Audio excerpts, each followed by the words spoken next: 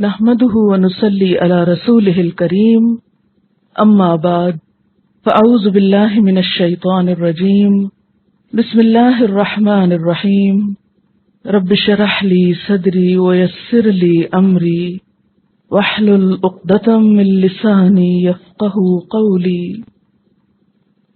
یا ایھا الذین آمنوا، اے لوگو جو ایمان لائے ہو، اذا تداینتم بدین، جب تم آپس میں قرض کا لین دین کرو، الی اجل مسمی، کسی مقرر مدت کے لیے، فاکتبوہ، تو اس کو لکھ لیا کرو۔ یہ آیت دین کہلاتی ہے اور قرآن پاک کی سب سے طویل آیت ہے۔ اس سے پہلے آیت الکرسی گزری تھی، وہ آیت سب سے بڑی آیت ہے۔ بڑی سے مراد وہاں رتبے کے اعتبار سے، معنی کے اعتبار سے، اور آیت دین سب سے لمبی آیت ہے، طویل آیت ہے۔ اس سے پیچھے انفاق فی سبیل اللہ کی بات ہوئی کہ اللہ کی راہ میں خرچ کرو، یعنی صدقہ خیرات دیا کرو۔ اس کے بعد سود کی ممانعت ہوئی، اس کا لین دین حرام قرار پایا۔ تو پھر سوال یہ پیدا ہوا کہ اگر کوئی شخص صدقہ نہیں دے سکتا اور سود بھی منع ہے تو پھر ضروریات کیسے پوری کی جائیں؟ تو اس کے لیے پھر قرضوں کی ضرورت پیش آئی۔ تو یہاں پر قرض کے لین دین اور اس کے اصول ضابطے بتائے گئے کہ جب قرض کا لین دین کرو تم تو کیا کچھ کرو۔ نمبر 1 یہ کہ اسے لکھ لیا کرو۔ یہ حکم جو ہے مستحب ہے، یعنی لکھنا پسندیدہ ہے، واجب نہیں، لازم نہیں۔ اگر معاملہ دو ایسے لوگوں کے درمیان ہے جن کا آپس میں ایک دوسرے پر اعتماد ہے اور اس بات کا خدشہ نہیں کہ ایک دوسرے کو دھوکہ دیں گے، تو ایسی صورت میں اگر کوئی نہیں بھی لکھتا یا کوئی ایک ان میں سے یاد دہانی کے لیے اپنے پاس لکھ لیتا ہے تو بھی کافی ہے۔ ہاں، جہاں جھگڑے کا اندیشہ ہو، باہم نزاع کا خدشہ ہو، تو پھر اس صورت میں قرض کا لین دین لکھ کر کرنا چاہیے۔ یہاں قرض کے لیے لفظ دین استعمال ہوا ہے، جبکہ قرض بھی عربی کا ہی لفظ ہے۔ تو فرق کیا ہے؟ دین میں وقت اور اجل کو دخل ہوتا ہے، یعنی دین مقررہ وقت کے لیے ہوتا ہے قرض ہی، لیکن اس میں کیا شرط ہوتی ہے کہ اس میں وقت مقرر کیا جاتا ہے، جبکہ قرضے میں ایسا نہیں ہوتا۔ مثلا ایک شخص دوسرے سے کوئی چیز ادھار لیتا ہے، کچھ پیسے ادھار لیتا ہے اور کہتا ہے مجھے دے دو 10 روپے، میں تمہیں دے دوں گا، اور اس میں کوئی یہ تحدید نہیں ہوتی کہ آج دوں گا یا کل دوں گا یا کب دوں گا، تو یہ چیز قرض ہے۔ لیکن اگر اس میں یہ ہو کہ کل اسی وقت دے دوں گا تو یہ کیا ہو جائے گا؟ دین ہو جائے گا۔ تو اے لوگو جو ایمان لائے ہو، جب تم باہم قرض کا لین دین کرو وقت مقرر تک کے لیے تو اس کو لکھ لیا کرو۔ اور لکھنے کا حکم کس لیے ہے؟ تاکہ باہم جھگڑا نہ ہو، باہم تعلقات خراب نہ ہو۔ بہت سے لوگ مالی معاملات میں پہلے تساہل برتتے ہیں۔ تساہل کا کیا معنی ہے؟ سستی۔ اچھا کوئی بات نہیں، کون سی بے اعتمادی کی بات ہے، یا اندھا اعتماد کرتے ہیں، اور بعد میں بڑے بڑے اچھے تعلقات، باہم دوستیاں ختم ہو کر رہ جاتی ہیں جب ایسے اعتماد ٹوٹتے ہیں۔ تو اللہ تعالیٰ نے جو حکم ہم کو دیے ہیں وہ ہماری ہی بھلائی کے لیے ہیں۔ بسا اوقات لین دین کرتے وقت تو بہت محبت کا اظہار کیا جاتا ہے، لیکن جب ایک شخص دوسرے کی بات پہ پورا نہیں اترتا یا مثلا قرض نہیں لوٹاتا تو دوسرے کی عزت لوٹنے اور دوسرے کو بدنام کرنے اور اس کو ستانے میں بھی کوئی کسر اٹھا نہیں رکھی جاتی۔ تو بعد کی ایسی بدمزگیوں اور تعلقات کی خرابیوں سے بچنے کے لیے کیا ضروری ہے کہ وقت کے تعین کے ساتھ قرض لکھا جائے۔ اب لکھنے کا طریقہ بتایا گیا. وَلْيَكْتُبْ، اور چاہیے کہ لکھے، بینکم، تمہارے درمیان. تمہارے سے مراد یہاں کون ہے؟ قرض لینے اور دینے والے کے درمیان. کاتبن، لکھنے والا، بالعدل، انصاف کے ساتھ. یعنی کاتب کو کسی کی طرفداری نہیں کرنی چاہیے، اسے پروفیشنلی اپنا کام کر دینا چاہیے. یہاں وہ کسی ایک کا ساتھ دینے اور کسی دوسرے پہ زیادتی کرنے کا مرتکب نہ ہو، کیونکہ اللہ کے ہاں کوئی کسی کے کام نہ آئے گا.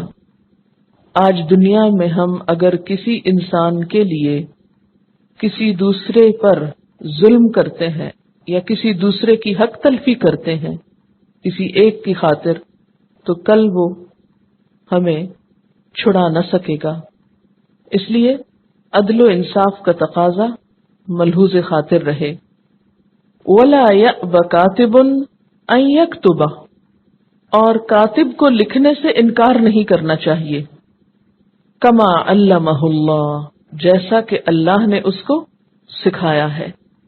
لکھنا اور لکھنے کی صلاحیت کا ہونا اللہ کی ایک بہت بڑی نعمت ہے.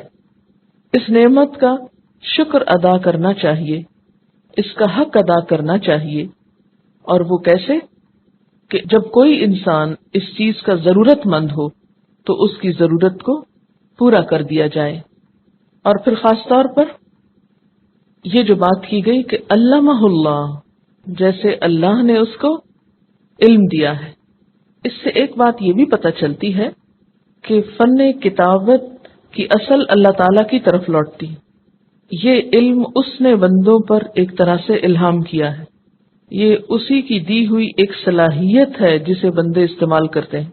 اس لیے اگر کسی کو لکھنا آتا ہے، لکھنے کا ماہر ہے، کیونکہ ہر شخص کے پاس یہ صلاحیت نہیں ہوتی، تو اسے اس پر کوئی ناز نہیں ہونا چاہیے، کوئی تکبر نہیں ہونا چاہیے، بلکہ اسے اس پر شکر گزار ہونا چاہیے کہ اللہ تعالیٰ نے مجھ پر احسان کیا ہے. جس طرح پیچھے مال والوں کو حکم تھا کہ وہ اپنے مال میں دوسروں کو شریک کریں اور دوسروں کو فائدہ پہنچائیں، یہاں علم والوں کو ایک طرح سے حکم دیا جا رہا ہے کہ وہ اپنے علم سے دوسروں کو فائدہ پہنچائیں اور ضرورت کے وقت ان کے کام آئیں. فَلْيَكْتُبْ، چاہیے کہ لکھے، یعنی اسے لکھنے کا ایک طرح سے حکم دیا جا رہا ہے کہ بغیر کسی شرعی عذر کے لکھنے سے انکار نہ کیا جائے. وَلْيُمْلِلْ، اور چاہیے کہ املا کرائے. املل یملل، املال، لکھوانا. املا یملی، املا بھی کہا گیا ہے. املا کا لفظ اردو میں بھی استعمال ہوتا ہے. کیا معنی ہوتا ہے؟ لکھوانا، ڈکٹیٹ کرانا. اصل میں املا کا مطلب ہوتا ہے ملول کرنا، کسی پر بوجھ ڈالنا. تو جب کاتب پر کتابت کا بوجھ ڈالا جاتا ہے تو ایک طرح سے اس کو ملول کیا جاتا ہے. ملول کس کو کہتے ہیں؟ بادر کرنا کسی. تو اس سے یہ لفظ نکلا ہے. تو وَلْيُمْلِلْ، چاہیے کہ لکھوائے، یعنی ایک شخص بولے اور دوسرا لکھے. الذی، وہ شخص. املا کون کرائے، لکھوائے کون؟ اب اللہ تعالیٰ نے اس کو بھی آئیڈینٹیفائی کر دیا. الذی علیہ الحق، جس پر حق ہے یا جس کے ذمہ حق ہے، یعنی مقروض شخص. ولیتق اللہ، اور چاہیے کہ ڈرے اللہ سے. ربہ، جو اس کا رب ہے. یعنی مقروض کو لکھواتے وقت تقوی اختیار کرنا چاہیے، اللہ سے ڈرنا چاہیے. ولا یبخس منہ شیئا، اور نہ کمی کرے اس میں سے کچھ بھی. یعنی لکھواتے ہوئے کم نہ لکھوائے، پورا پورا لکھوائے. کم کیوں لکھوا سکتا ہے وہ؟ تاکہ دینا کم پڑے، بعد میں ادائیگی کم کی کرنی پڑے. فرمائے نہیں، کم نہیں لکھوائے. یبخس کا لفظ بے خے سین سے ہے. بخش، کسی کے حق میں کمی کرنا، اچھی چیز کی بجائے کم تر چیز دینا، یا پوری کی بجائے تھوڑی دینا. تو یبخس کیا ہے؟ اچھی کی بجائے کمتر چیز یا پوری کے بجائے تھوڑی چیز دینا، کسی کے حق میں کمی کر دینا. تو اس میں تعداد میں کمی بھی ہو سکتی ہے اور کوالٹی کو بھی کم و بیش لکھوایا جا سکتا ہے. تو اس لیے فرمایا کہ کسی بھی چیز میں کمی نہ کرنا. فَإِن كَانَ، پھر اگر ہو، الذی، وہ شخص، کون شخص؟ علیہ الحق، جس پر حق ہے، یعنی قرض لینے والا، سفیہن، بے وقوف، او ضعیفن، یا کمزور، یعنی کم عقل ہے یا کمزور ہے. کمزور سے مراد کیا ہو سکتا ہے؟ مثلا بیمار ہے، بول ہی نہیں سکتا، اتنی کمزوری ہے اس کو، کوئی ذہن پہ زور ڈال ہی نہیں سکتا. یا پھر ضعیفن سے مراد بڑھاپے کی کمزوری ہے. یا پھر او لا یستطیع ان یمل ہوا، یا نہیں وہ استطاعت رکھتا کہ وہ املا کرائے. کیوں نہیں استطاعت رکھتا؟ مثلا لینگویج پرابلم ہے، وہ زبان سمجھتا ہی نہیں ہے دوسرے کی، یا لکھنے والے کو وہ بول کر بات سمجھا نہیں سکتا، لکھوانے کی صلاحیت نہیں. ہوا، وہ خود، فلیملل، تو چاہیے کہ لکھوائے. کون؟ ولیہ، اس کا ولی. کس کا ولی؟ مقروض کا. ولی کون ہوتا ہے؟ گارڈین، سرپرست، ذمہ دار. وہ خواہ اس کا رشتہ دار ہو یا کوئی وکیل ہو، منشی ہو. بالعدل، عدل کے ساتھ، انصاف کے ساتھ. اور کیا کرو اس موقع پر؟ وَاسْتَشْهِدُوا، گواہ بنا لیا کرو. شہیدین، دو گواہ. شہیدین تسنیہ کا صیغہ ہے.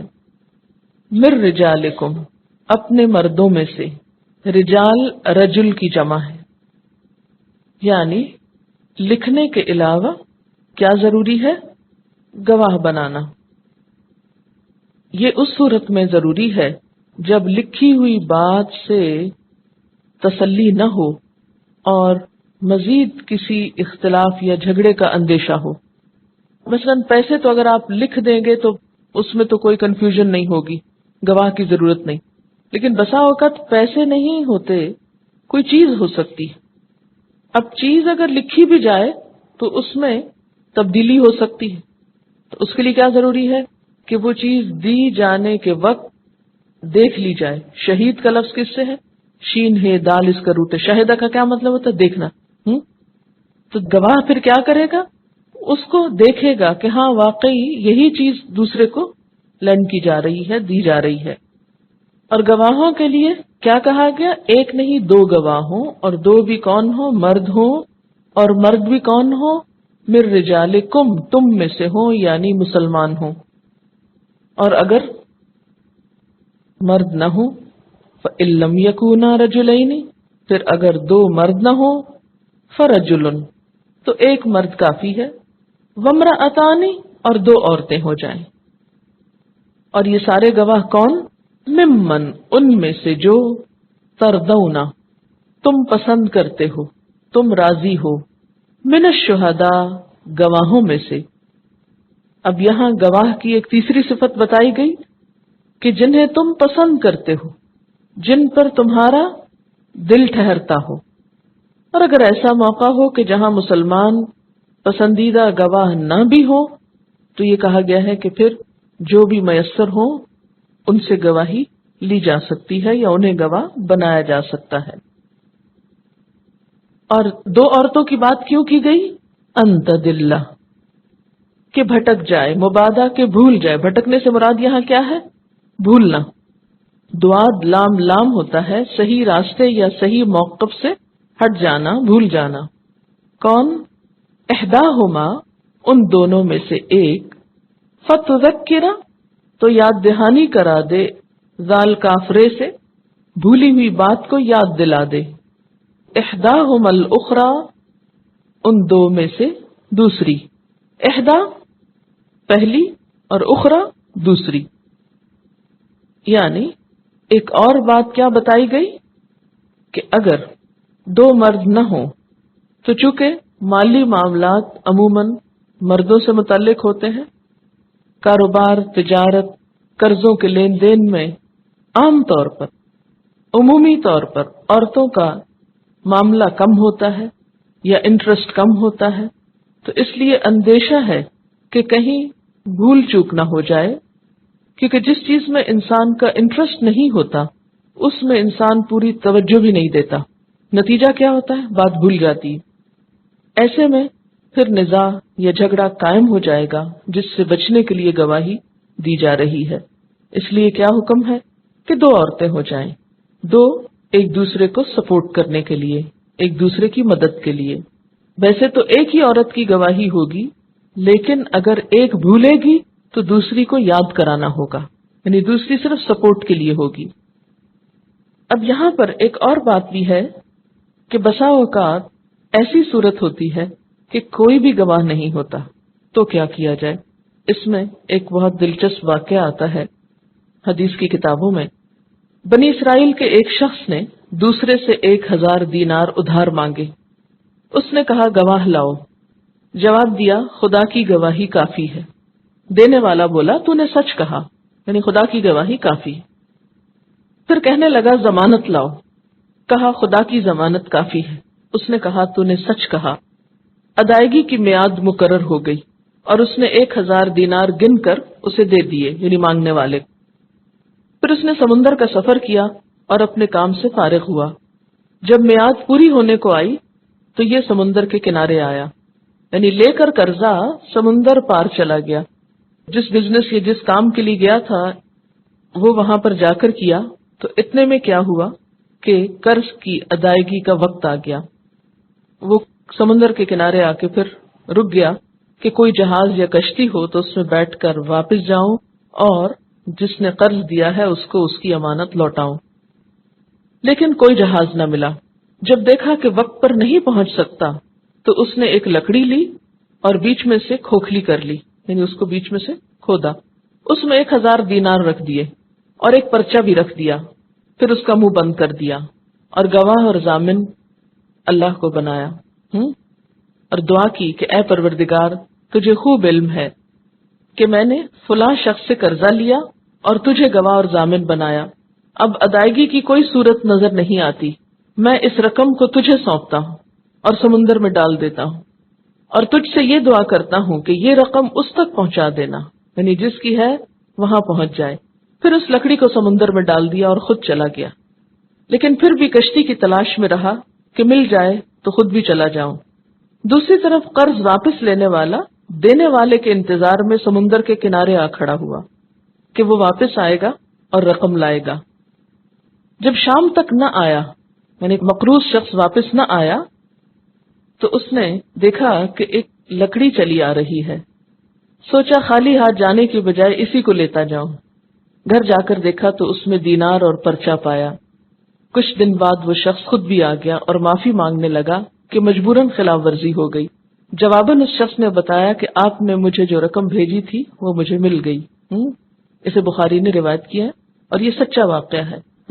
اس سے یہ بات پتہ چلتی ہے کہ اگر کوئی شخص نیک نیتی کے ساتھ کوئی کام کرتا ہے تو اللہ تعالیٰ کی مدد اس کے شامل حال ہو جاتی، اور خصوصی طور پر جس کام میں وہ اللہ کو ضامن بناتا ہے اور سچے دل سے بناتا ہے۔ ایک ہوتا ہے نا کہ بس دوسرے سے کچھ لوٹنے کے لیے اور بہانہ کرنے کے لیے اور جان چھڑانے کے لیے اللہ کا نام لے دیا تاکہ دوسرا مطمئن ہو جائے، اور جو کام نہ کرنا ہو اس پر انشاءاللہ کہہ دیا۔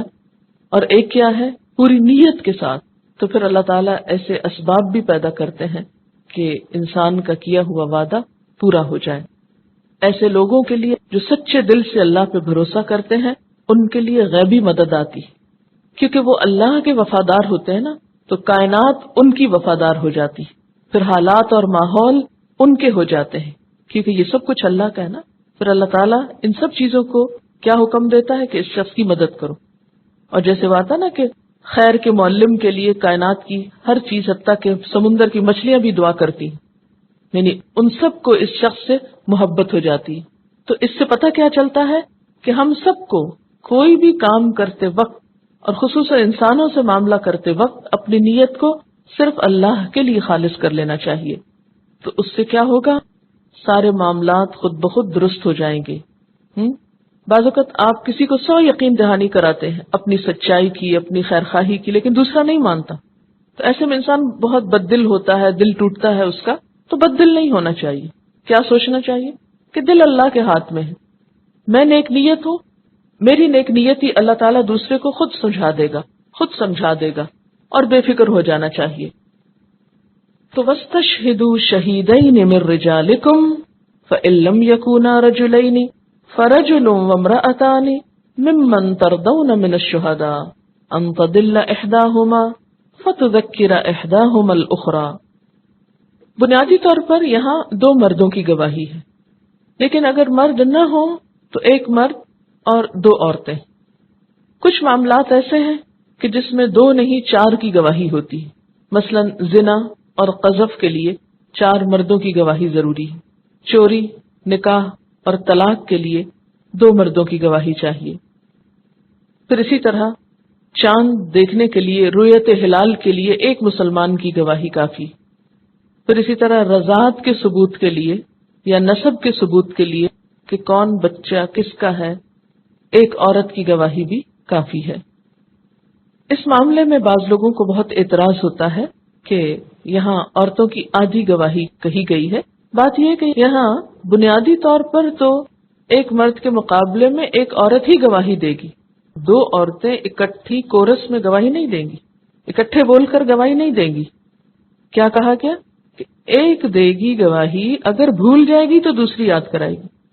تو یہاں دوسری عورت بطور مددگار کے ہے، سہولت کے لیے ہے.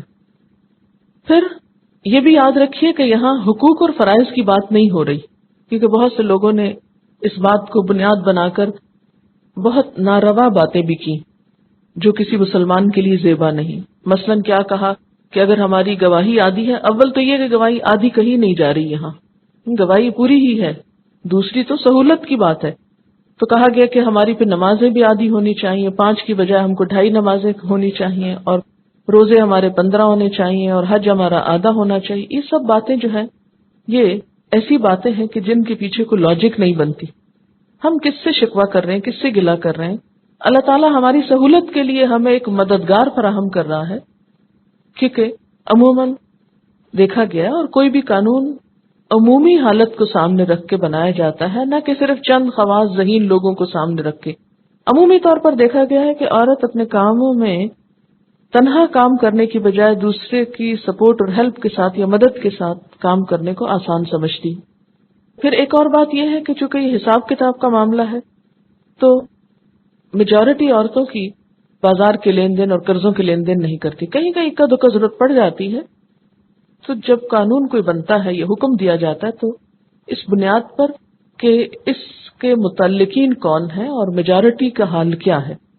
تو چونکہ مردوں کا کام ہے اس لیے اس معاملے میں مردوں کی گواہی کو ترجیح دی گئی. جہاں عورت کا معاملہ ہے، گھریلو معاملات ہے، وہاں مرد کی گواہی لی ہی نہیں گئی، وہاں صرف عورت کی گواہی اور 1 عورت کی بھی کافی سمجھی گئی. تو یہاں نہ تو عورت کو کسی حق سے محروم کیا جا رہا ہے، کیونکہ گواہی دینا کوئی حق نہیں. گواہی کیا ہے؟ دراصل ایک ذمہ داری ہے، ایک بوجھ ہے. تو ایک ذمہ داری کی ادائیگی میں اگر دوسرے کو مددگار بنا دیا جائے تو یہ تو احسان ہے اللہ تعالیٰ کا، نہ کہ کوئی زیادتی. آپ سوچیں کہ اگر یہ کہا جاتا کہ نہیں اس میں صرف 1 عورت گواہی دے گی، یا یہ کہا جاتا کہ عورتوں کی گواہی کافی ہے، تو اس میں کون سی خوشی کی بات تھی، یا کون سا کوئی کسی انعام کے ملنے کی بات ہے یا کچھ حاصل ہونے کی بات ہے. پھر اسی طرح ہم دیکھتے ہیں کہ عورت پر جو مختلف کیفیات آتی ہیں، حیض، نفاس، حمل اور وضع حمل کی، بچے کی ولادت کے جو مرحلے آتے ہیں، ان سب میں بھی عورت کے اوپر ایسی کیفیات آتی ہیں کہ بسا اوقات ان مخصوص دنوں میں وہ بھولنے لگتی ہے. یعنی اس کا تعلق چونکہ نسیان سے ہے، تو نسیان یا بھولنا کیا ہے؟ عورت کی مخصوص حالت کی وجہ سے. اور یہ اس کے لیے کوئی عیب نہیں یا کوتاہی نہیں، یہ کیا ہے؟ اس کے اوپر اللہ تعالیٰ نے ایک اور بہت بڑی ذمہ داری ڈالی، تو اس کو اس ذمہ داری سے ریلیف دیا جا رہا ہے. پھر اسی طرح یہ ہے کہ ان تمام حالتوں میں عورت کے جو موڈز چینج ہوتے ہیں یا ذہنی اور جسمانی کیفیت تبدیل ہوتی ہے، تو ان مخصوص حالات کو سامنے رکھتے ہوئے ایک آسانی پیدا کی گئی. اچھا ایک بات اور یاد رکھیے کہ گواہوں کی ضرورت کب پڑتی، یعنی ویسے تو لکھا ہوا معاملہ ہے، اگر لکھے ہوئے معاملے پر ہی بات بن جائے تو کسی اور گواہ کی ضرورت ہی نہیں. گواہ وہاں چاہیے ہوتے ہیں جہاں جھگڑے کا اندیشہ ہوتا ہے یا کسی چیز میں تبدیلی کا ڈر ہوتا ہے. تو ایسے میں گواہ پر ایک ذمہ داری عائد ہوتی ہے، اس کو گواہی کے لیے عدالت میں جانا پڑتا ہے. یعنی گواہ گھر میں نہیں ہوتے، یہ گواہ پھر عدالت میں جاتے ہیں. اب اگر کسی کو عدالت میں جانا پڑتا ہے تو کیا فرمایا گیا؟ وَلَا يَأْبَ الشُّهَدَاءُ، اور نہ انکار کریں گواہ. ابا، کسی بات کو تسلیم نہ کرنا، اڑ جانا، مکروہ جاننا، ناپسند کرنا، کسی چیز سے ناخوش ہونا. وَلَا يَأْبَ الشُّهَدَاءُ، اور گواہ نہ اڑ جائیں، نہ انکار کریں، نہ ناخوش ہوں. اذا ما دعوا، جب وہ بلائے جائیں. گواہوں کو جب گواہی کے لیے بلایا جائے تو وہ کیا نہ کریں؟ ناپسندیدگی کا اظہار نہ کریں کہ یہ کیا مصیبت ہے. تو اس سے کیا پتہ چلتا ہے کہ گواہی دینا کوئی تفریح کا کام نہیں، کسی انعام کے ملنے کے لیے بلایا جانا نہیں، بلکہ ایک مشکل کام ہے جس میں انسان کا وقت بھی لگتا ہے، ایفرٹ بھی لگتی ہے، دماغ پہ زور دینا پڑتا ہے. تو اس میں عورت کو کس حق سے آخر محروم کیا گیا کہ ہم اتنے ناراض ہیں کہ دو کی بات کیوں کر دی گئی؟ یہ پھر ہماری ناسمجھی ہی ہے جس کا ہم ثبوت دے رہے ہیں یہ کہہ کے. وَلَا يَأْبَ الشُّهَدَاءُ، اور نہ انکار کریں گواہ. اذا ما دعوا، جب بھی وہ بلائے جائیں. وَلَا تَسْأَمُوا، اور نہ تم سستی کرو. ان تکتبوہ، کہ تم لکھو اس کو، یعنی لکھنے میں سستی نہ کرو. صغیراً او کبیراً، چھوٹا ہو یا بڑا ہو، معاملہ چھوٹا ہو یا بڑا ہو. الی اجلہ، اس کی مدت تک، یعنی مدت کو بیچ میں ضرور مینشن کرنا، کیونکہ اکثر جھگڑے ہوتے ہی اس وجہ سے ہیں کہ مقرر وقت پر پیسے نہیں لوٹائے گئے. تسأمو کا لفظ جو ہے سین حمزہ میم سے ہے. سأم کہتے ہیں اکتاہٹ کو، ملول ہونا، اکتانا، کاہلی برتنا، بوریت کے معنی میں بھی آپ لے سکتے ہیں. تو نہ بوریت محسوس کریں یا نہ اکتائیں کہ اسے لکھ لیں، یعنی لکھنے میں ان کو اکتانا نہیں چاہیے، سستی کا ثبوت نہیں دینا چاہیے. ذالکم، یہ بات، اقسط عند اللہ، زیادہ انصاف والی ہے اللہ کے نزدیک. اقسط، قاف سین توئے سے ہے. قسط، قسط کہتے ہیں انصاف کو. وَأَقْوَمُ، اور زیادہ قائم ہے. اقوم قیام سے، یعنی گواہ غائب ہونے کی شکل میں زیادہ قائم رکھنے والی ہے. للشہادت، گواہی کو، یعنی اگر کسی معاملے پر صرف گواہ بنائے جائیں اور اس کو لکھا نہ جائے تو مشکل ہوگی. لکھنا زیادہ بہتر کام ہے. وَأَدْنَا، اور زیادہ قریب تر ہے. اللہ ترتابو، کہ تم شک میں نہ مبتلا ہو. ترتابو کا لفظ ریب سے ہے، رے یہ بے اس کا روٹ ہے. ایسے شک میں پڑنا جس میں اضطراب بھی ہو. الا ان تکون تجارتن حاضرتن، مگر یہ کہ ایسی تجارت ہو جو حاضر ہو. حاضر کا کیا معنی ہے؟ جس میں قیمت اور سودا دونوں موجود ہوں. مثلا آپ کسی دکان پر جاتے ہیں، پیسے دیتے ہیں، چیز لے لیتے ہیں. یہ ایک تجارت ہوئی، لیکن کیسی تجارت ہے؟ حاضر، یعنی چیز بھی فوری لے لی اور پیسے بھی فوری دے دیے. بسا اوقات آپ کیا کرتے ہیں، چیز تو اٹھا لاتے ہیں، پیسے بعد میں دیتے ہیں.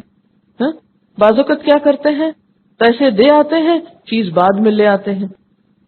کئی صورتیں ہوتی ہیں. تو حاضر تجارت کون سی ہوئی پھر؟ کہ جس میں پیسے بھی موقع پر دیے اور چیز بھی موقع پر لے لی. تجارتن حاضرتن تدیرونہا، تم پھیرتے ہو اس کو، بینکم آپس میں. تدیرون کا لفظ جو ہے ادار یدیر ادارتن سے ہے. چلانا، پھیرنا، گھمانا، چکر لگوانا، ایک چیز کو ایک ہاتھ سے دوسرے ہاتھ میں دینا، لین دین کرنا. تو آسان ترجمہ اس کا کیا ہوا؟ تم لین دین کرتے ہو. لین دین میں بھی کیا نا، وہ ایک چیز لے رہے ہیں، ایک چیز دے رہے ہیں، ایک سائیکل چل رہا ہے نا. تم لین دین کرتے ہو اس کا بینکم آپس میں.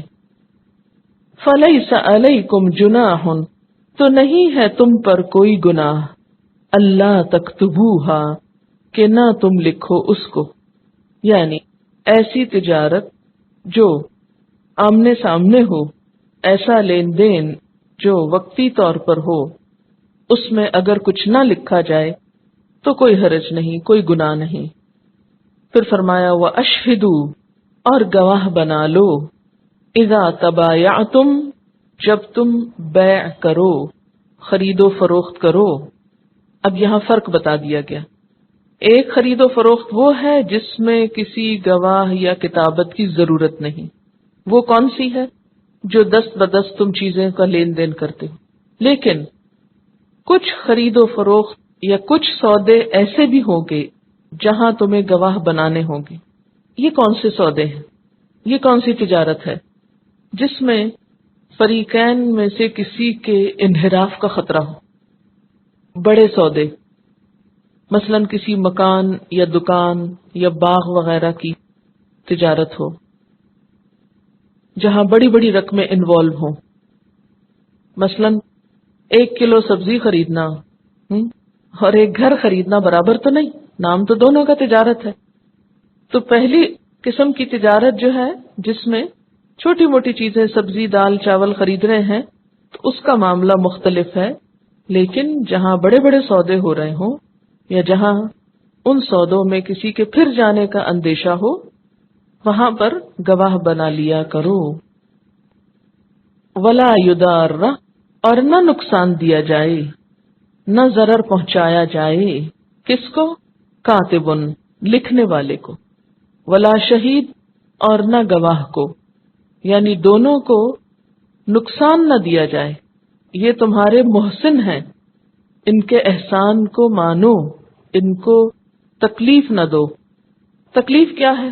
مثلا کسی کو زبردستی گواہ بننے پہ مجبور کرنا یا کسی سے زبردستی لکھوانا جبکہ وہ کسی خاص عذر کی وجہ سے نہ لکھنا چاہتا ہو. پھر اسی طرح بسا اوقات انہیں دور دراز علاقوں میں بلایا جائے. مثلا آپ یہاں پر بیٹھ کے ایک سودا کر رہے ہیں اور کاتب اور گواہ جو آپ کو پسند آئے ہیں وہ کراچی سے باہر رہتے ہیں. اب وہاں سے آپ ان کو بلائیں، بائی کار بلائیں یا بائی بس بلائیں یا بائی ایئر بلائیں اور ان کو کوئی کرایہ بھی نہ دیں. تو یہ کیا ہوگا؟ ان کو نقصان دینا ہوگا. اور آپ بس یہی جتائیں کہ تم ہم کو بہت پسند ہو، لہٰذا تم آ کر ہمیں گواہی دو یا ہمارے لیے لکھو، لیکن ہم سے کسی چیز کا تقاضا نہ کرو. تو یہ اس کو نقصان دینا ہوگا. پھر اسی طرح اگر اس میں کوئی مثلا ایسا کاغذ، بعض معاہدے تو ایسے ہوتے ہیں نا جو سیدھے سیدھے کاغذوں پہ لکھے جاتے ہیں، لیکن بعض معاہدے کس پہ لکھے جاتے ہیں؟ اسٹیمپ پیپر پہ لکھے جاتے ہیں. اب آپ دیکھیں کہ بعض اسٹیمپ پیپر ہزاروں میں ہوتے ہیں. اب آپ یہ کہیں کہ کاتب جو ہے وہ اپنے ساتھ اسٹامپ پیپر بھی لیتا ہے اپنے پیسوں سے، تو بھلا وہ کیوں لائے؟ اس کا کیا انٹرسٹ ہے اس میں؟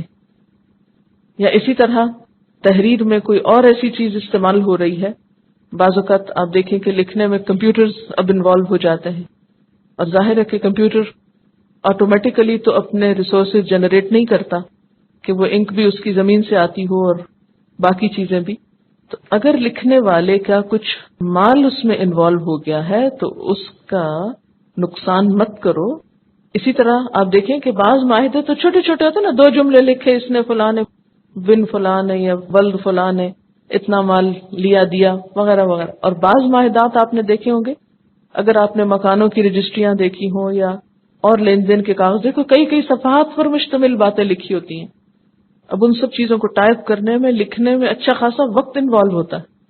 اب اگر کسی کا وقت بھی آپ لے رہے ہیں، اس کی اسکل بھی استعمال کر رہے ہیں، تو اس پر اس کا شکریہ ادا کریں، نہ کہ اسے ستائیں اور ایک دفعہ لکھوا کے وہ گم کر بیٹھیں یا اس کو پھاڑ دیں اور پھر کہیں دوبارہ لکھ دو. تو کوئی بھی قسم جس سے آپ دوسرے کو تکلیف دے رہے ہیں اس سے اجتناب برتا جائے. اسی طرح بسا اوقات گواہوں کو دھمکیاں دی جاتی کہ خبردار جو تم نے گواہی دی مار دیں گے، تم کو اٹھا لیں گے، تم کو اغوا کر لیں گے. تو یہ بھی اس کو نقصان دینا ہے. یا اسی طرح ایسے اوقات میں گواہی کے لیے یا لکھوانے کے لیے بلایا جائے جو دوسرے کے آرام کا وقت ہو، یا اس کے کسی اہم کام کا وقت ہو، اس کے بزنس کا وقت ہو. اب مثلاً ایک شخص جو ہے وہ اس کے عین بزنس کا وقت ہے اور آپ کہتے ہیں نہیں چھوڑو سب کچھ اور آؤ گواہی دو، یہ بھی اس کو نقصان دینا ہے.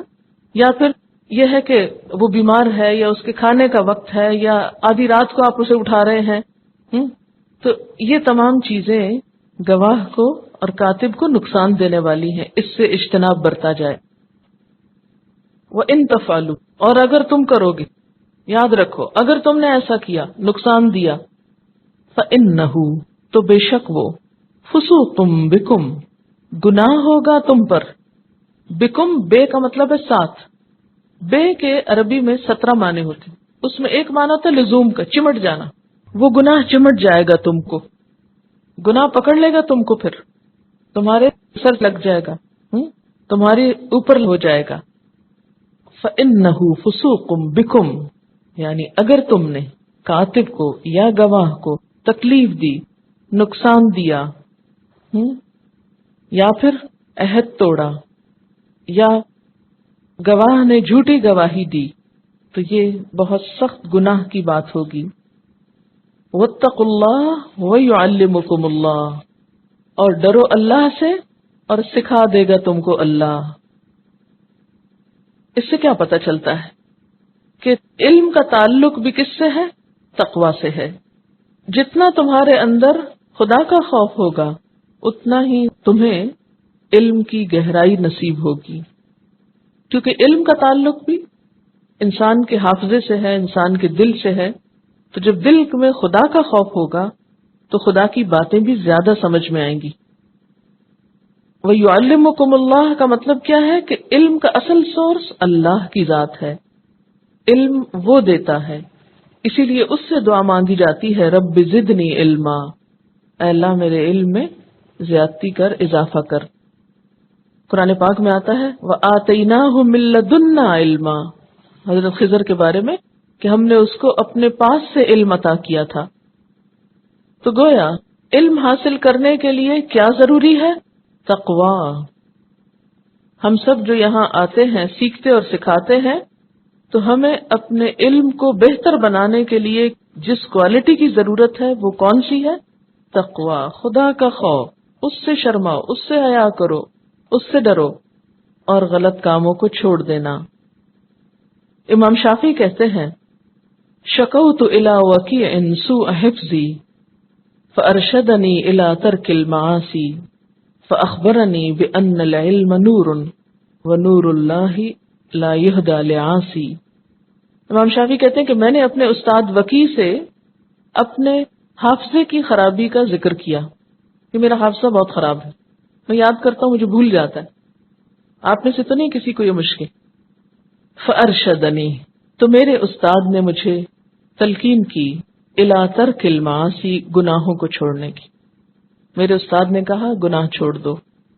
فاخبرنی، پھر مجھ کو خبر دی، مجھے بتایا بان العلم نور، کہ العلم نور ہے.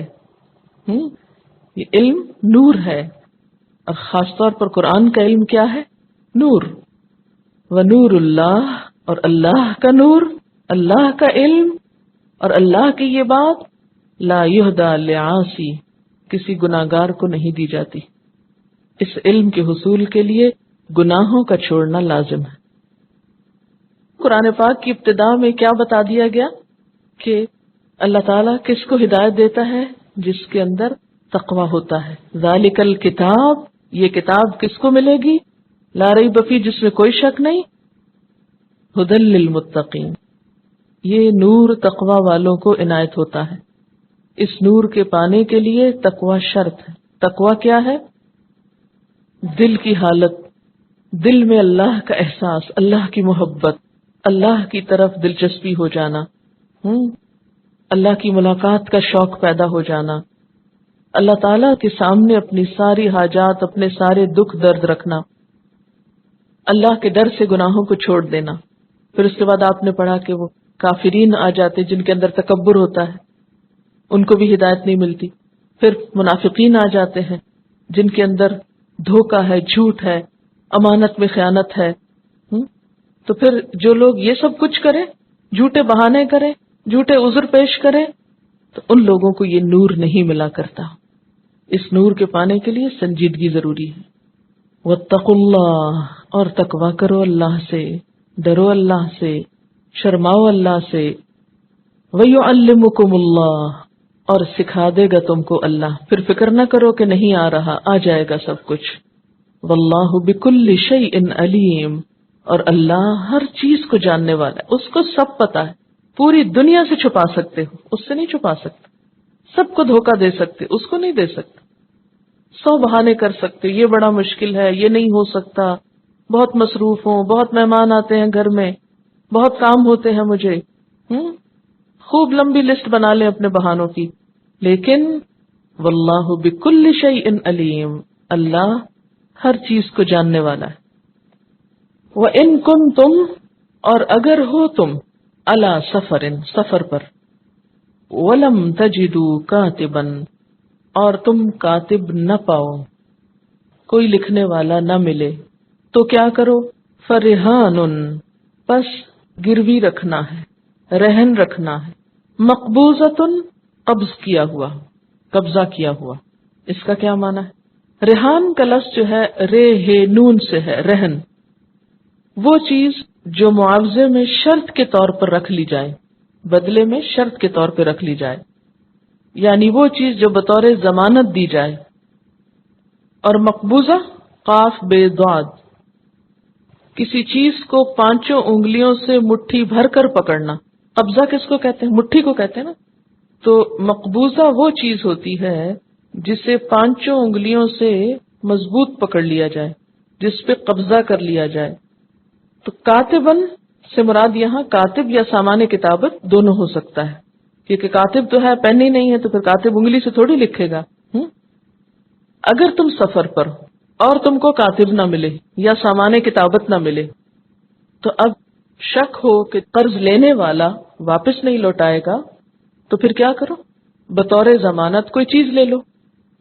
یہاں جو مقبوضہ کا لفظ استعمال ہوا ہے، اس سے مراد یہ ہے کہ جو چیز بطور ضمانت لی جائے گی، لینے والا اس کا مالک نہیں بن جائے گا، وہ قبضہ کس کا ہوگا؟ اصل مالک کا. مثلا اگر میں آپ سے کہتی ہوں کہ مجھے 10 روپے قرضہ دے دیں، آپ مجھے یہ کہتے ہیں جی ہم آپ کو نہیں پہچانتے، ہم آپ کو 10 روپے نہیں دے سکتے، آپ کوئی چیز اپنی لائیں بطور ضمانت اور ہم سے 10 روپے لے لیں. تو میں یہ کہتی ہوں کہ یہ میرا قلم رکھ لیں اور مجھ کو 10 روپے دے دیں، آپ کو کل لوٹا دوں گی. اب یہ قلم آپ رکھ لیتے ہیں، قلم ہے آپ کے پاس، لیکن اس کا قبضہ کس کے پاس ہے؟ میرا ہی ہے، کیونکہ اس کی میں مالک ہوں. آپ کے پاس یہ عارضی طور پر ہے. تو اسی لیے یہ لفظ ریحان مقبوضہ آیا ہے کہ رہن تو رکھا جائے گا لیکن قبضہ نہیں دیا جائے گا اس کا.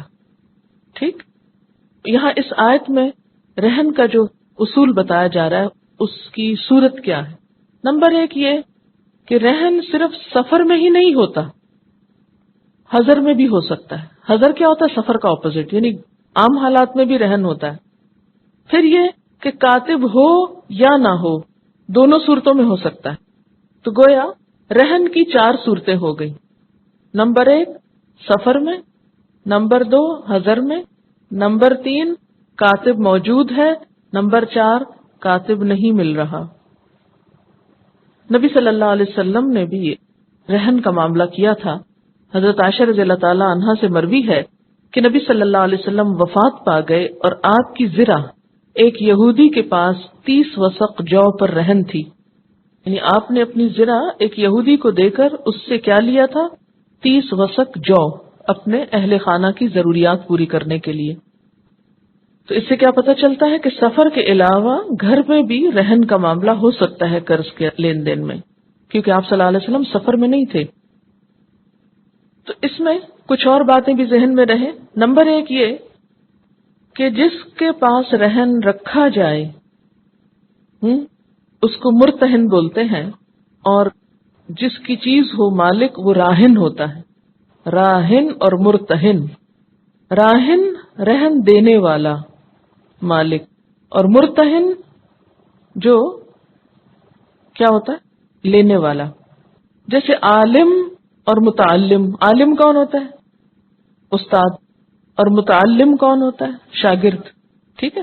تو اسی طرح راہن جو دے رہا اور مرتہن جس کے پاس ہو. اور مرہون کیا ہوتا ہے؟ جس چیز کو بطور رہن دیا جا رہا ہو. مرہون منت تو اردو میں پڑھا نا آپ نے. اب یہ ہے کہ مرہون چیز جو ہے یا مرہونہ چیز، اس کے نفع نقصان کا ذمہ دار راہن ہوگا. کون ہوگا؟ مالک. مرتہن نہیں ہوگا. اس کے پاس وہ چیز بطور امانت ہوتی ہے. مثلا کسی نے گائے رکھوائی یا گائے دی کسی کو بطور رہن اور گائے مر گئی، کس کا نقصان ہوگا؟ کس کو بھرنی پڑے گی؟ مالک کا نقصان ہوا. ٹھیک ہے. اگر مرتہن نے اس کا خیال رکھا، اس نے کوئی جان بوجھ کے ایسا کام نہیں کیا، اچانک کوئی بیماری آئی، وہ گائے مر گئی، اب کیا ہوگا؟ رہن رکھوائی جس نے، جو اصل چیز کا مالک ہے، اسی کا نقصان ہوگا. نبی صلی اللہ علیہ وسلم نے فرمایا گروی رکھنا کسی مرہونہ چیز کو اس کے اصل مالک سے نہیں روک سکتا. اس کا فائدہ بھی اس کے لیے ہے اور اس کا نقصان بھی اسی کے لیے ہے. دوسری بات یہ کہ مرہونہ چیز مرتہن کے پاس امانت ہوتی ہے، اس لیے وہ اس سے فائدہ نہیں اٹھا سکتا. مثلا اگر کسی نے اپنا مکان گروی رکھا تو قرض دینے والا جو ہے وہ اس کو آگے کرائے پہ نہیں دے سکتا. وہ کیا ہوگا؟ سود ہو جائے گا نا. سود میں کیا آتا ہے؟ کل قرض جر نفعا فہو ربا. ہر قرضہ جس میں نفع حاصل کیا جائے وہ سود ہوتا ہے.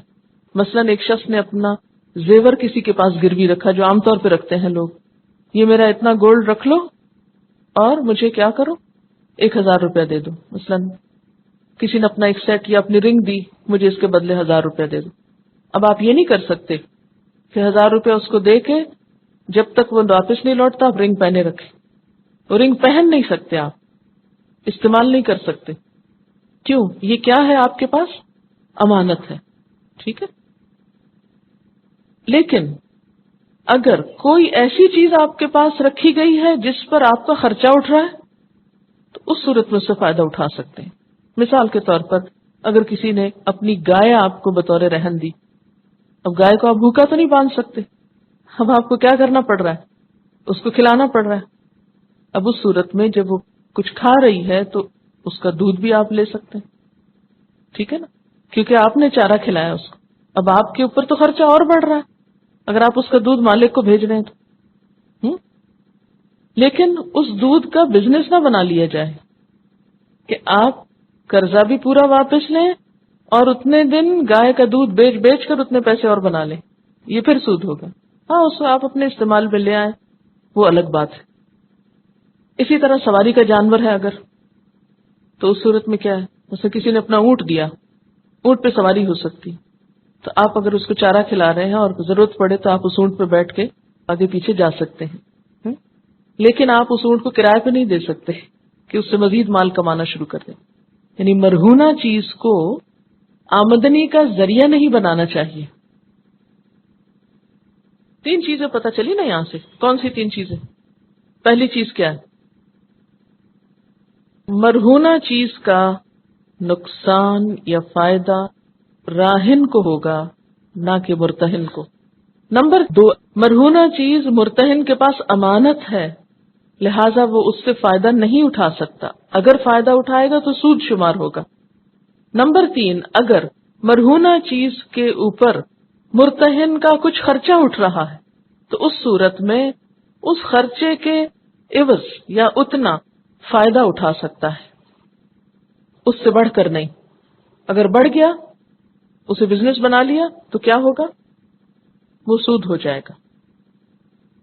فَإِنْ أَمِنَ بَعْضُكُمْ بَعْضًا، پھر اگر بھروسہ کرے تم میں سے بعض پر، یعنی گروی نہ رکھے، گروی کا مطالبہ نہ کرے، باہم بھروسے پر ہی معاملہ کر لے، فَلْيُؤَدِّ الَّذِي، تو چاہیے کہ ادا کرے، الذی، وہ شخص.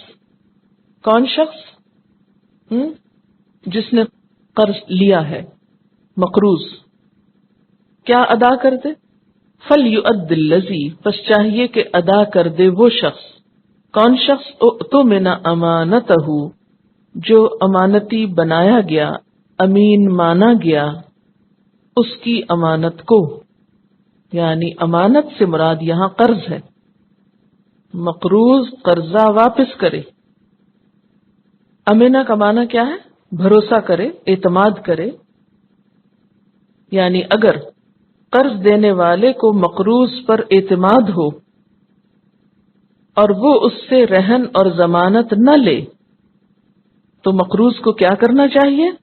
امانت یعنی قرض واپس لوٹائے، ٹھیک ہے نا؟ وہ اس سے فائدہ نہ اٹھائے کہ کوئی نہیں لکھا ہوا، کوئی گواہ نہیں، یہ واپس نہیں لے سکتا اس لیے فراڈ کر لو اس کے ساتھ، نہیں، ایسا نہیں کرے گا۔ وَلْيَتَّقِ اللَّهَ اور چاہیے کہ ڈرے اللہ سے، ربہ جو اس کا رب ہے۔ کس کا رب ہے؟ ویسے تو سب کا ہے، لیکن یہاں خاص طور پر مقروض کو یقین دہانی کرائی جا رہی ہے۔ وَلَا تَكْتُمُوا الشَّهَادَةَ اور نہ تم چھپاؤ گواہی کو، دوبارہ تاکید کی گئی، گواہی چھپانا مت۔ نبی صلی اللہ علیہ وسلم نے فرمایا، کیا میں تمہیں سب سے بہتر گواہ نہ بتاؤں؟ سب سے اچھا گواہ، بہتر گواہ وہ ہے جو گواہی طلب کرنے سے پہلے ہی از خود گواہی کے لیے پیش ہو جائے، یعنی اس کو اشارہ ہی کافی ہو۔ پھر نبی صلی اللہ علیہ وسلم نے فرمایا، کیا میں تمہیں وہ گواہ نہ بتاؤں جو بدترین گواہ ہے؟ یہ وہ لوگ ہیں جو گواہی طلب کرنے سے پہلے ہی گواہی دے دیتے ہیں، یعنی ان سے کہا نہیں گیا اور وہ بولنا شروع کر دیتے۔ یعنی اس سے مراد کیا ہے؟ بلانے پر تو فوراً حاضر ہوا جائے، لیکن گواہی کو صحیح طور پر ادا کیا جائے، جھوٹی گواہی نہ دی جائے۔ لا تکتموا الشہادہ، یہ گواہی کو چھپایا نہ جائے، یہ تبدیل نہ کیا جائے۔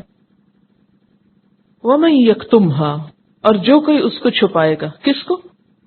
گواہی کو، فَإِنَّهُ تو بے شک وہ، آثم قلبہ گناہگار ہے دل اس کا، جو اس کو چھپائے گا وہ دل کا گناہگار ہوگا۔ یہاں دل کے گناہگار ہونے کی بات کیوں کی گئی؟ اس لیے کہ غلط کام کرنے کے لیے سب سے پہلے نیت میں ہی فطور واقع ہوتا ہے، نیت بدل جاتی۔ تو اللہ تعالیٰ نے گناہ کے اصل مرکز پہ ہاتھ رکھا کہ پھر یہ اس کے دل کا قصور ہے۔ اور دل کے بارے میں نبی صلی اللہ علیہ وسلم نے فرمایا، الا وان فی الجسد مضغة اذا صلحت صلح الجسد كله واذا فسدت فسد الجسد كله الا وهي القلب۔ بخاری کتاب الایمان۔ سنو، بے شک جسم میں گوشت کا ایک لوتھڑا ہے، گوشت کی ایک بوٹی ہے جسم میں، جب وہ ٹھیک ہو یعنی دل، تو سارا جسم ٹھیک ہو جاتا ہے، اور جب وہ خراب ہو تو سارا جسم خراب ہو جاتا ہے۔ سنو، اور وہ دل ہے۔ اور آپ نے دیکھا ہوگا کہ اگر کسی کا دل بیمار ہو جائے تو وہ شخص شدید بیمار ہو جاتا ہے، اس کی زندگی کے امکانات کم ہو جاتے ہیں۔ مثلاً اگر کسی کی آنکھ کی روشنی چلی جائے تو وہ شخص زندہ رہ سکتا ہے، لیکن اگر دل کام کرنا چھوڑ دے تو انسان زندہ نہیں رہ سکتا۔ بالکل اسی طرح اگر کسی کے دل میں بگاڑ آ جائے، کسی کی نیت خراب ہو جائے تو اس کا عمل درست نہیں ہو سکتا، کیونکہ انما الاعمال بالنیات، عمل کا دار و مدار نیت پر ہے، اور نیت کا تعلق انسان کے دل سے ہے، ارادہ انسان دل سے کرتا ہے۔ عام روزمرہ زندگی میں بھی آپ دیکھیں کہ جن چیزوں میں ہمارا دل ہوتا ہے وہ کام ہم آسانی سے کر لیتے ہیں، پابندی سے کرتے ہیں، اور جو چیز ہمارے دل میں نہ اترے پھر اس کا کرنا مشکل ہو جاتا ہے۔ اور اسی طرح یہ بات بھی یہاں سے پتہ چل رہی ہے کہ من یکتمھا فإنہ آثم قلبہ، کہ دل کے گناہ بھی گناہ شمار ہوتے ہیں، ٹھیک ہے؟ اور دل کے گناہ گار ہونے کی کیفیت کیا ہوتی ہے؟ نبی صلی اللہ علیہ وسلم فرمایا کہ جب کوئی شخص ایک گناہ کرتا ہے تو اس کے دل پہ سیاہ نقطہ لگتا ہے، پھر اگر توبہ کر لیتا تو نقطہ مٹ جاتا ہے، اور اگر توبہ نہیں کرتا تو وہ نقطہ پھیلتا جاتا ہے تاکہ پورا دل سیاہ ہو جاتا ہے۔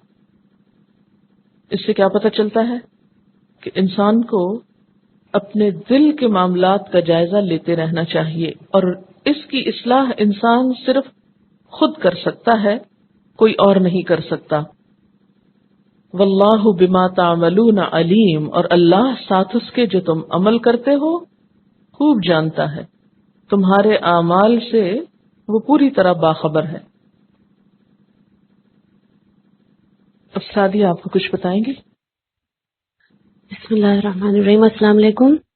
دو عورتوں کی گواہی کی بات جب بھی آتی ہے اسلام میں تو لوگوں کے دماغ میں یہ بات آتی ہے کہ کیا اللہ تعالیٰ کی نظر میں عورتیں کچھ ذہنی طور پر کمتر ہیں مردوں سے؟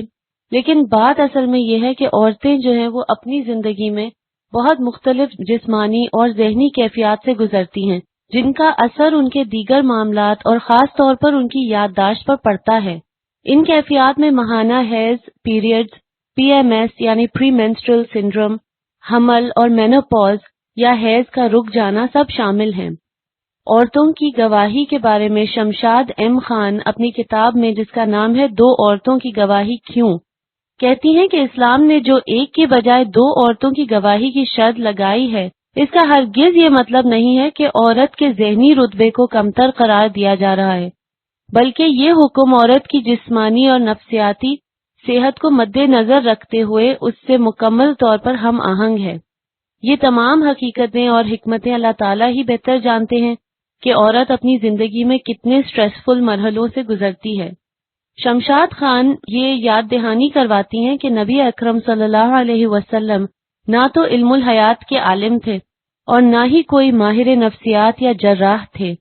ان کو نہ تو لکھنا آتا تھا اور نہ ہی پڑھنا۔ آپ صلی اللہ علیہ وسلم نے وحی کو ٹھیک ٹھیک اسی طرح آگے پہنچا دیا جس طرح کہ وہ ان پر نازل ہوئی تھی۔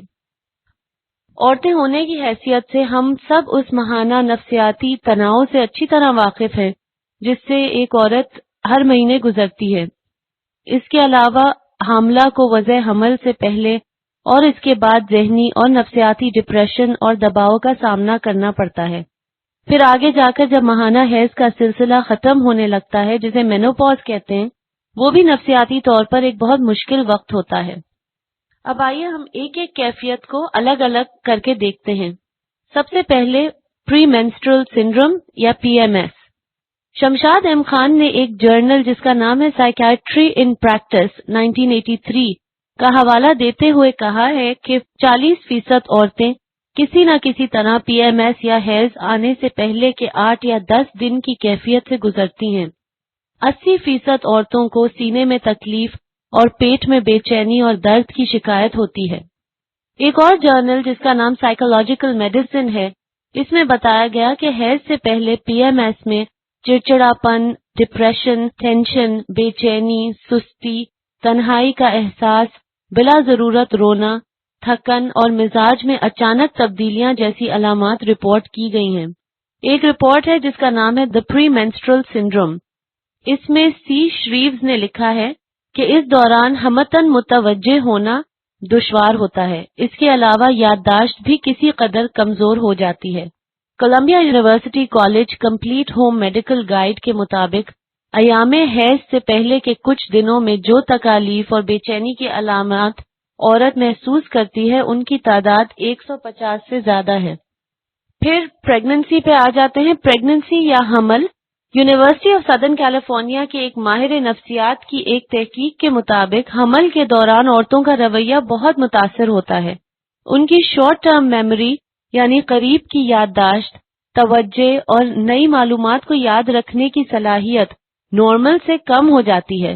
نسیان بھی ایک علامت ہے۔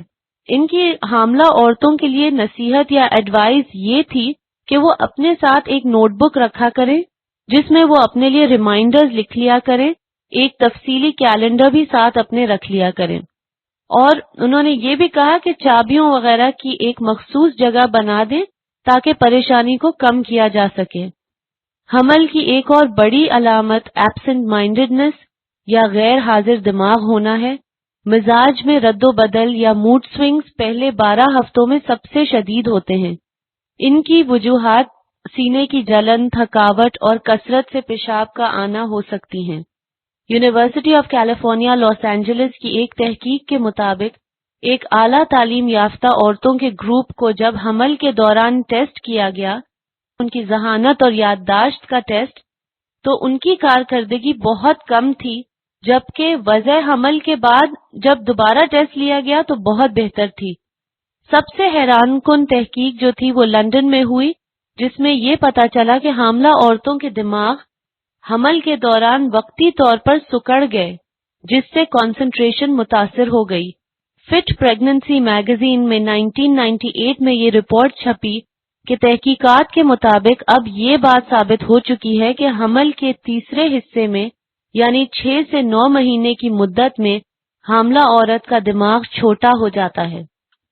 برطانوی تحقیق رسانوں نے 10 حاملہ عورتوں کے دماغ کا سکین کیا ان کے حمل کے تیسرے حصے میں یعنی ان کے 3rd ٹرائیمیسٹر میں، اور پھر دوبارہ وضع حمل کے بعد، تو انہوں نے یہ دریافت کیا کہ ان عورتوں کا دماغ اصل میں چھوٹا ہوا اور پھر واپس اپنے نارمل سائز یا اصل سائز پر آ گیا۔ وجہ انہوں نے یہ بتائی کہ حمل کے دوران دماغی خلیوں یعنی برین سیلز کا والیوم یا مقدار کم ہو جاتی ہے۔ ایک اور اندازہ یہ تھا کہ دماغ کا چھوٹا ہونا ہارمونز کی بے اعتدالی یا امبیلنس کی وجہ سے بھی ہو سکتا ہے۔ انہوں نے یہ کہا کہ امید ہے کہ مزید تحقیقات سے اس کی مزید وضاحت ہو جائے گی۔ پھر حمل کے بعد پوسٹ پارٹم ڈپریشن سے بھی اکثر عورتیں متاثر ہوتی ہیں۔ بچے کی ڈیلیوری کے فوراً بعد 10 سے 15% عورتیں کلینکلی ڈپریس ہو جاتی ہیں۔ تھکن کا احساس، چڑچڑا پن، بے چینی کی علامات اس میں ظاہر ہوتی ہیں، اور اس وقت اکثر عورتوں کو اس اداسی کا سبب معلوم نہیں ہوتا تو اکثر وہ اپنے شوہروں کو الزام دیا کرتی ہیں، جس سے ازدواجی زندگی میں تناؤ بڑھ جاتا ہے۔ اسے پوسٹ پارٹم ڈپریشن کا نام دیا گیا ہے، اور 2/3 عورتیں کسی نہ کسی صورت میں اس کیفیت سے گزرتی ہیں۔ یہ وضع حمل کے بعد پہلے سے تیسرے مہینے تک کبھی بھی پیدا ہو سکتا ہے اور 1 سال کی مدت تک اثر انداز ہو سکتا ہے۔ اس میں رونا، بے چینی، گھبراہٹ، بآسانی پریشان ہو جانا، تھکن اور نیند نہ آنا سب شامل ہیں۔ ایسی عورتوں کو مستقل حوصلہ افزائی کی ضرورت ہوتی ہے۔ یہ کہتے ہیں کہ یہ جذبات اور کنفیوژن کا شکار رہتی ہیں۔ ایسی عورتیں بہت گھبراہٹ کا مظاہرہ کرتی ہیں اور چھوٹی چھوٹی باتوں کے لیے سہارا چاہتی ہیں۔ بعض عورتوں میں وضع حمل کے بعد کرونک ڈپریسو سنڈروم ڈیولپ ہو جاتا ہے، جس میں کنسنٹریشن اور یادداشت دونوں متاثر ہوتی ہے۔ ماہر نفسیات کہتے ہیں کہ وہ آج تک ان سب کے اسباب نہیں سمجھ سکے، لیکن ان کے ایک اندازے کے مطابق یہ سٹریس یا ذہنی دباؤ کی وجہ سے ہو سکتا ہے۔ ایک اور وجہ یہ ہو سکتی ہے کہ حاملہ عورتوں کے خون میں فیمیل سیکس ہارمونز بہت زیادہ بڑھ جاتے ہیں اور پھر ان کا لیول زچگی کے کچھ ہی دیر بعد ایک دم سے ڈراپ کرتا ہے یعنی گر جاتا ہے، جس کی وجہ سے بائیو کیمیکل ڈپریشن ہوتا ہے۔ پھر یہ کہ مس کیریج ایک ایسی فینومینا ہے کہ 1/5 حمل جو ہوتا ہے 1/5 آف پریگننسیز مس کیریج میں یا حمل کے کھو دینے کا نتیجہ نکلتا ہے، اور اس کے بہت سے مضر ذہنی اور نفسیاتی اثرات ہوتے ہیں جن سے ہم سب واقف ہیں کہ عورت اس وقت کتنے مشکل وقت سے گزرتی ہے جب مس کیریج ہو جاتا ہے۔ پھر یہ کہ مینوپاز تو ایک ایسی کیفیت ہے جس سے ہر دنیا کی عورت گزرتی ہے at some point in her life. اس سے مراد عورت کا اس عمر میں داخل ہونا ہے جس میں حیض کا سلسلہ ختم ہو جاتا ہے۔ اس پر نیوز ویک انٹرنیشنل میگزین میں مئی 25 1992 میں ایک آرٹیکل چھپا جس میں ڈاکٹر جینیفر ایل نوف، جو director of sex and marital therapy program ہے نارتھ ویسٹرن یونیورسٹی میں، انہوں نے اس آرٹیکل میں یہ لکھا ہے کہ عورتوں کو کبھی یہ پتہ ہی نہیں ہوتا کہ ان کا جسم ان کے ساتھ کیا کر رہا ہے۔ بعض کو اچانک شدید گرم لہر کا احساس ہوتا ہے یعنی ہاٹ فلیشز، سونے میں دشواری یا نیند نہ آنا، چڑچڑا پن، موڈ میں اچانک تبدیلی یا موڈ سوئنگز، یادداشت کا کھونا، سر درد، پیشاب کی تکلیف اور وزن بڑھنے کی شکایت ہوتی ہے۔ آخر میں پھر انہوں نے یہی بات دہرائی کہ عورتیں بے خبر ہوتی ہیں کہ اب ان کا جسم ان کے ساتھ کیا کرنے والا ہے۔ ایک اور آرٹیکل ہے جس کا نام ہے menopause changing approaches to the change in life. اس آرٹیکل کی لکھنے والی ڈاکٹر میگ ڈربن کا کہنا ہے کہ پیری مینوپاز حیض مکمل طور پر ختم ہونے کے پہلے 2 سے 8 سال کے عرصے کو کہتے ہیں۔ ان سالوں میں جو علامات عورت محسوس کر سکتی ہے ان میں یادداشت کا کم ہو جانا بھی شامل ہے، یعنی شارٹ ٹرم میموری لاس بھی شامل ہے۔ مینوپاز کی عمر جو ہوتی ہے یوزلی عورتوں کو 48 ایئرز سے 52 ایئرز تک کے درمیان کسی وقت بھی مینوپاز ہو سکتا ہے۔ پھر یہ کہ مرد اور عورتوں کے رویوں میں فرق. ایک میڈیکل رسالہ ہے جس کا نام ہے sex differences in mental health. اس کے مطابق سروے سے یہ پتا چلا ہے کہ مرد اور عورتیں ذہنی دباؤ میں بالکل مختلف رد عمل ظاہر کرتی ہیں، بلکہ جو باتیں عورتوں کو اپسیٹ کرتی ہیں تحقیق کے مطابق وہ مردوں کو اس حد تک اپسیٹ نہیں کرتی. 1974 کی ایک تحقیق کے مطابق 116 لڑکے اور لڑکیوں پر ایک تجربہ ہوا جن کی عمر 16 سال تھی. اس میں 18 قسم کے مختلف رد عمل ریکارڈ کیے گئے، جس میں لڑکیوں نے 12 سے زائد رد عمل محسوس کیے. اس میں ہتھیلیوں میں پسینہ، دل کی دھڑکن تیز ہو جانا وغیرہ اور بہت سارے ریاکشنز شامل تھے. ان تکالیف اور پریشانیوں کے صلے میں اللہ تعالیٰ نے عورتوں کو ایک خاص مقام اور رتبہ بھی عطا کیا ہے. یہ سب سہنے کے بعد عورت جس چیز کو جنم دیتی ہے وہ ایک اتنی بہترین چیز ہے کہ اللہ تعالیٰ نے اس کو اپنی پیدا کردہ چیزوں میں سب سے بہترین قرار دیا ہے، یعنی انسان. سورہ لقمان آیت 14 میں اللہ تعالیٰ کا ارشاد ہے وَوَصَّيْنَا الْإِنسَانَ بِوَالِدَيْهِ حَمَلَتْهُ أُمُّهُ وَهْنًا عَلَى وَهْنٍ، یعنی اللہ تعالیٰ نے دونوں والدین کا ذکر کر کے خالصتاً عورت کی ان قربانیوں کا ذکر کیا جن کو وہ ماں ہونے کی حیثیت سے اٹھاتی ہے.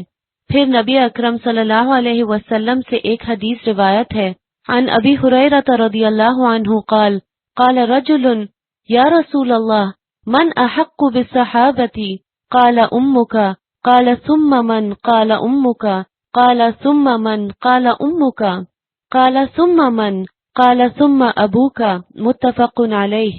ابو ہریرہ رضی اللہ تعالی عنہ کہتے ہیں کہ ایک شخص نے کہا اے اللہ کے رسول صلی اللہ علیہ وسلم، میرے حسن سلوک کا سب سے زیادہ حقدار کون ہے؟ آپ صلی اللہ علیہ وسلم نے فرمایا کہ تمہاری ماں. اس نے کہا پھر کون؟ آپ نے فرمایا تمہاری ماں. اس نے کہا پھر کون؟ آپ نے فرمایا تمہاری ماں. اس نے کہا پھر کون؟ آپ صلی اللہ علیہ وسلم نے فرمایا کہ پھر تمہارا باپ. چنانچہ عورتوں کی مخصوص ذہنی، جسمانی اور نفسیاتی بناوٹ اور کیفیات کے مد نظر ان کے خالق نے ان کے لیے کئی آسانیاں پیدا کی ہیں جن کے لیے انہیں شکر گزار ہونا چاہیے.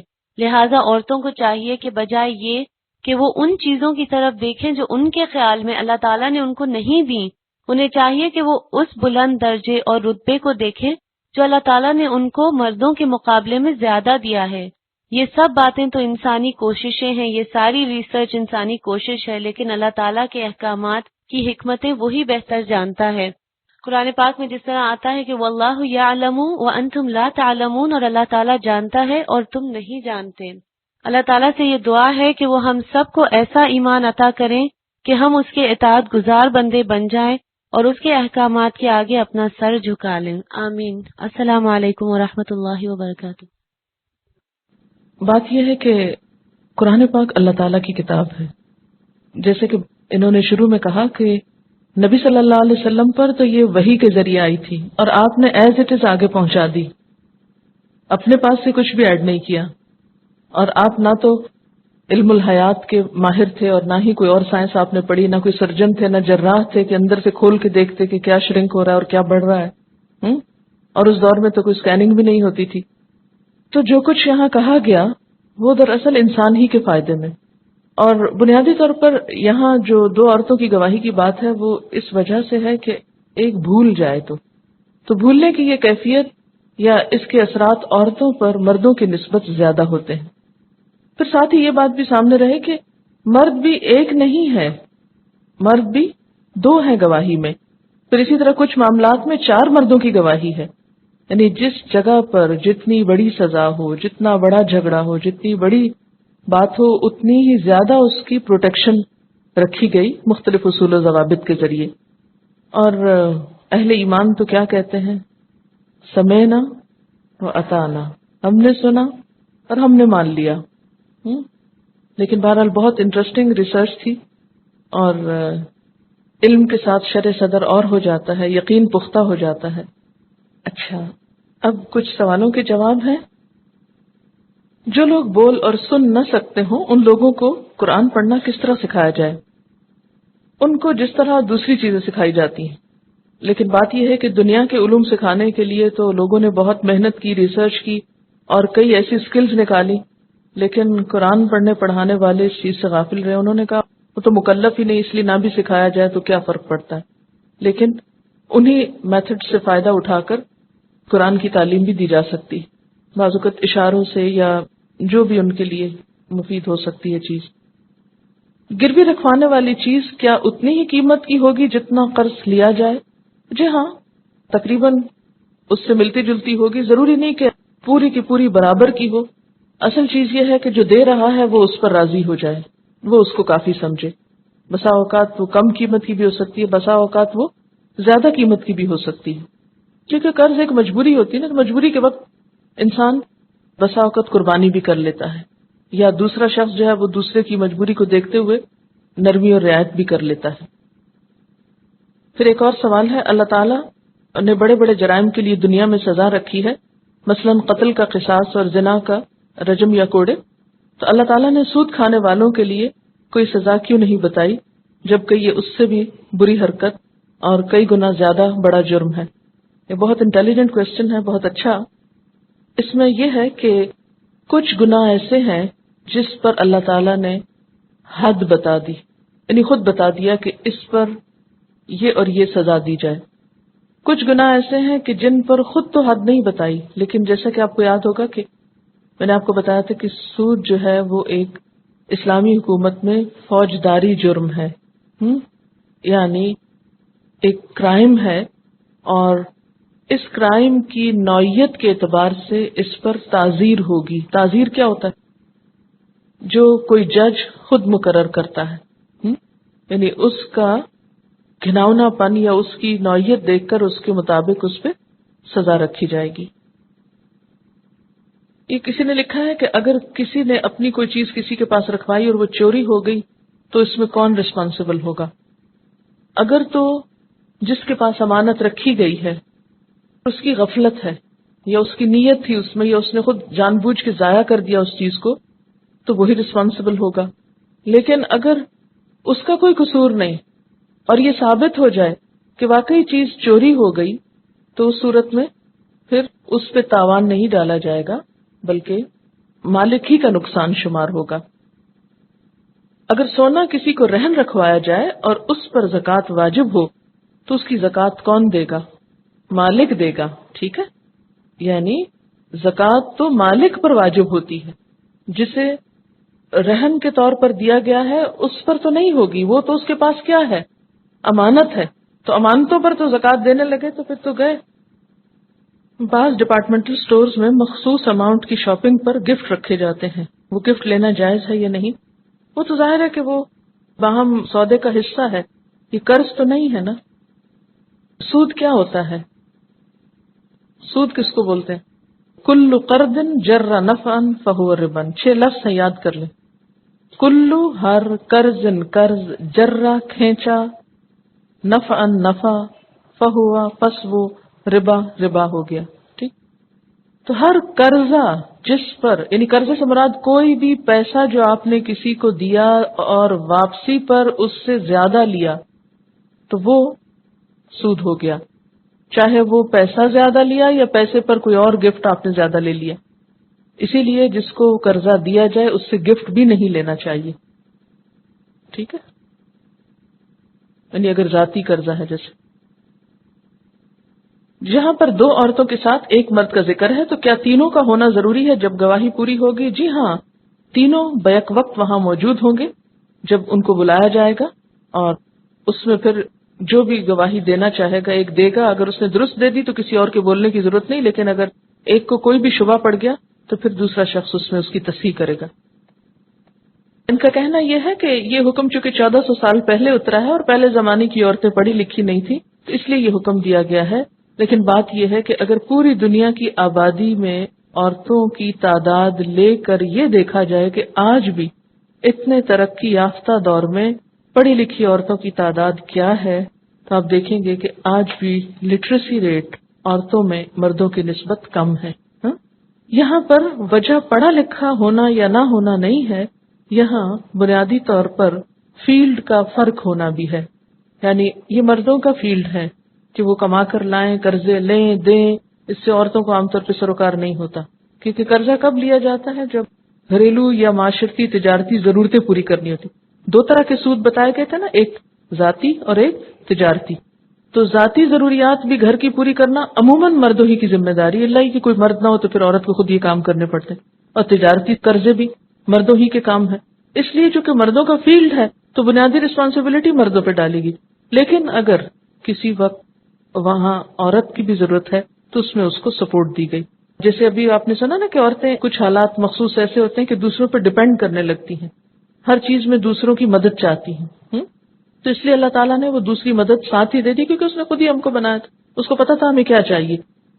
پھر اس کے علاوہ یہ بات بھی ہے کہ یہ جو بھولنے کا مسئلہ ہے بیچ میں، یہ بھی ایک ساتھ ہی بات رکھی گئی. مزید یہ ہے کہ جب بھی کوئی قانون بنتا ہے تو میجورٹی کو سامنے رکھ کے بنایا جاتا ہے. وآخر دعوانا ان الحمد للہ رب العالمین. سبحانک اللہم وبحمدک نشہد ان لا الہ الا انت نستغفرک ونتوب الیک. والسلام علیکم ورحمۃ اللہ وبرکاتہ.